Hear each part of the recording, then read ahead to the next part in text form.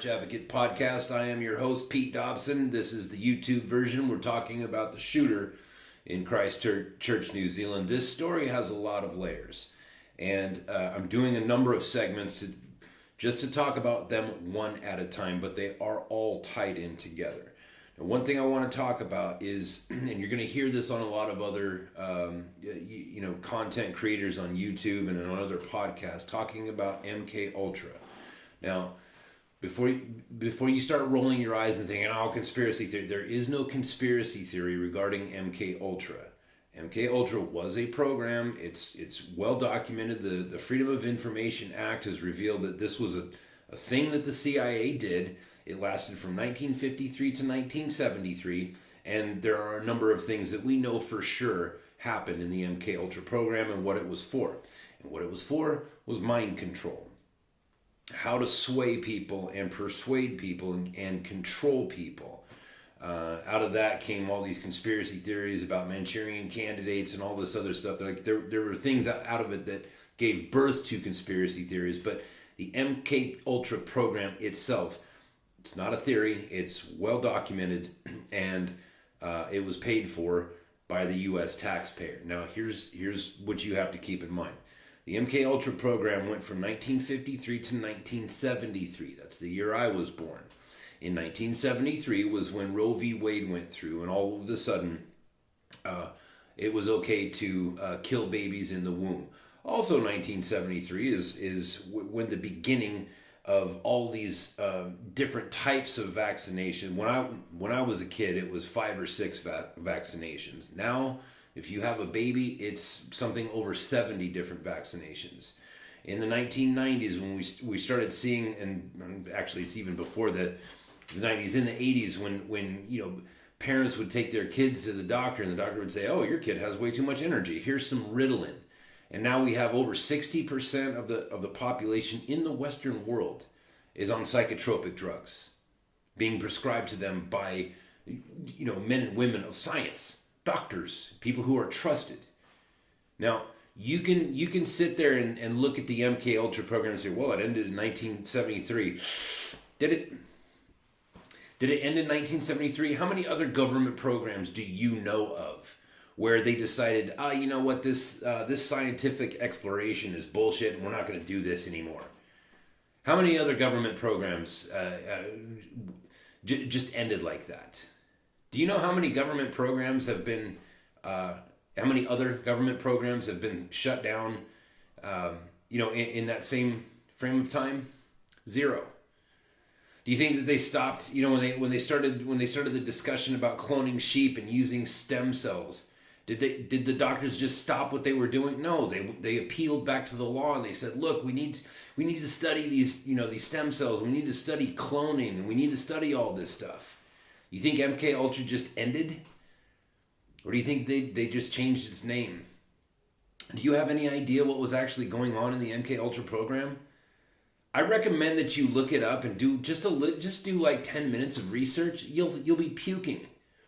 The things that we know for a fact that they were doing. I'm talking about they were taking subjects and sexually abusing. In California, this was something that happened in the 90s. There was a huge bust. There were pharmaceutical companies were taking kids, with Down syndrome, kids with special needs that were being taken care of in state-run facilities, and they were testing drugs on those kids. You think the MK Ultra program just ended? That the government went to the CIA and said, "Hey, listen, you're doing some really immoral stuff here," and the people at the CIA said, "Oh my God, you know what? You're right. This is cruel and borderline evil. I think, you know what? I'm going to go to church. I'm going to pray to Jesus, and I'm going to repent, change my ways." You think that's what happened to the MK Ultra program? Now listen, here's the thing. You can think a lot of different things about, mind control and Manchurian candidates and MK Ultra, sleeper cells and all that stuff. I don't think that it's a matter of, they train these people and they torture these people and then they put like a little thing in their head like Mel Gibson in Conspiracy Theory, where he hears like a key word and all of a sudden he just starts going and wasting people. I don't think it works that way, because it wouldn't need to. No, you just listen, there's 7 billion people on the planet. You just need one person to lose their shit. You just need to push one person over the edge every once in a while. You don't need people that are viewed as being agents or being assets to the CIA. You just need to drug a whole bunch of people and keep cramming their stuff, cramming their mind full of garbage till eventually one of them snaps. It goes on a terrible murdering spree. You need 1 out of 7 billion. And that's exactly what happens.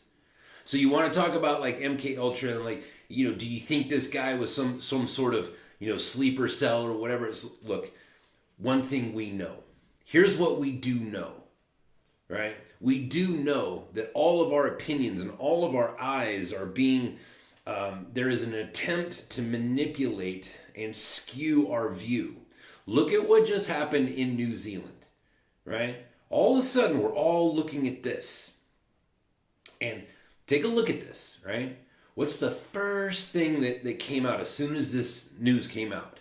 Was it, a disturbed man who wrote out this crazy manifesto? Was he a Christian? Was he an atheist? Was he a Muslim? Was he whatever? No, the first thing that came out, the most important thing was man with gun attacks Muslims.